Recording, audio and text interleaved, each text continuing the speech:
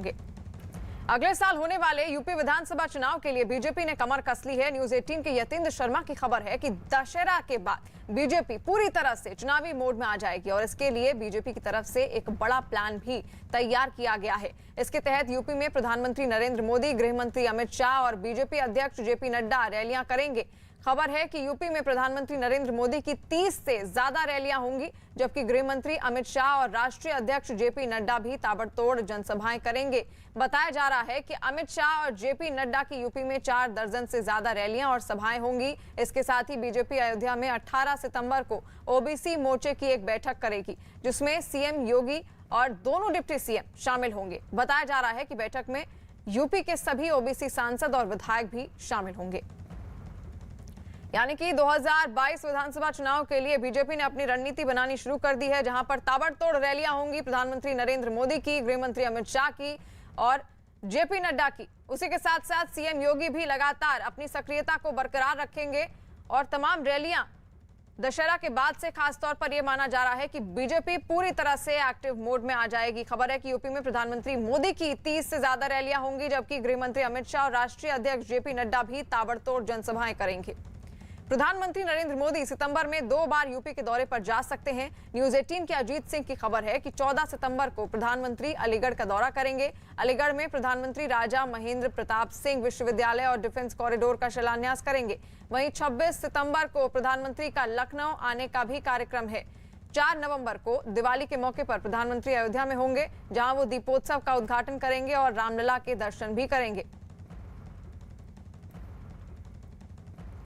यानी कि 2022 विधानसभा चुनाव के लिए बीजेपी ने अपनी पूरी रणनीति बना ली है। किस तरह से आगे जनता का समर्थन हासिल करना है, उसके लिए लगातार रणनीति बीजेपी की ओर से बना ली गई है, जहां पर खासतौर पर प्रधानमंत्री मोदी बड़ा चेहरा होंगे यूपी विधानसभा चुनाव के लिए, क्योंकि उनकी ताबड़तोड़ रैलियां हैं।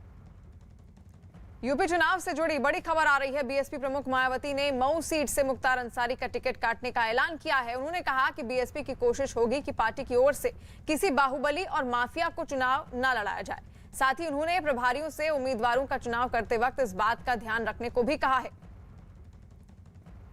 मुख्तार अंसारी का टिकट काटे जाने की जानकारी देते हुए मायावती ने ट्वीट किया। उन्होंने अपने ट्वीट में लिखा कि बीएसपी का आगामी यूपी विधानसभा चुनाव में प्रयास होगा कि किसी भी बाहुबली और माफिया आदि को पार्टी से चुनाव न लड़ाया जाए। इसके मद्देनजर आजमगढ़ मंडल की मऊ विधानसभा सीट से अब मुख्तार अंसारी का नहीं बल्कि यूपी के बीएसपी प्रदेश अध्यक्ष भीम राजभर के नाम को फाइनल किया गया है।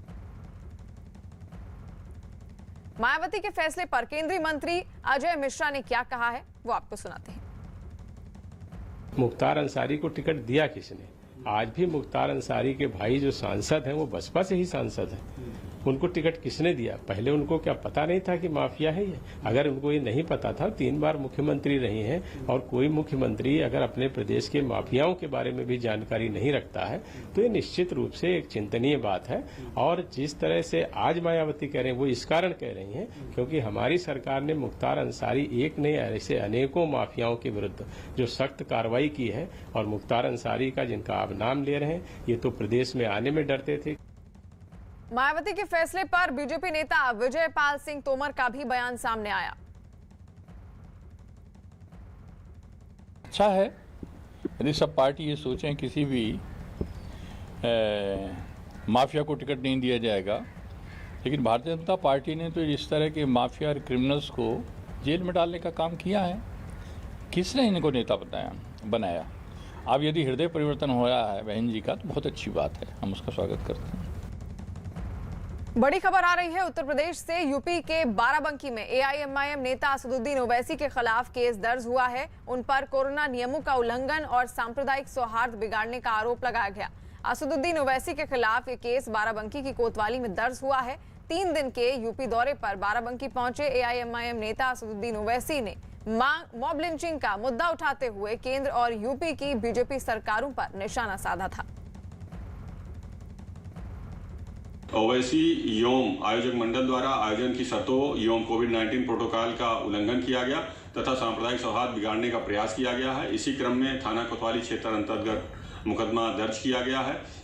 732/21 धारा 153A, 188, 269, 270 और 3 महामारी अधिनियम के तहत मुकदमा दर्ज करके विधिक कार्रवाई की जा रही है। असदुद्दीन ओवैसी के बयान पर आरएसएस नेता इंद्रेश कुमार ने क्या कहा है, वो सुनिए। ओवैसी हिंदुस्तान का anti constitution, anti secular, anti Democrat leader है। वो केवल मुसलमानों के नाम पर एक राजनीति करता है कि उनको कैसे बांटा जाए, भड़काया जाए और लड़वाया जाए। अभी तक के इतिहास में इसके अतिरिक्त उनका कोई और रोल नहीं है। मैं खुदा से दुआ करूंगा कि उनको सद्बुद्धि दे। न्यूज़ 18 और बायजूस एक बार फिर लेकर आ रहे हैं यंग जीनियस सीजन 2। अगर आप भी किसी ऐसे बच्चे को जानते हैं जिनकी उम्र तो छोटी है लेकिन काम बड़े हैं, वो बच्चे जिनका हुनर सबसे अलग है, उस बच्चे के कारनामे सबको हैरान कर देते हैं, तो उनका नाम आज ही रजिस्टर करवाएं news 18 Byju's young genius season 2 के लिए।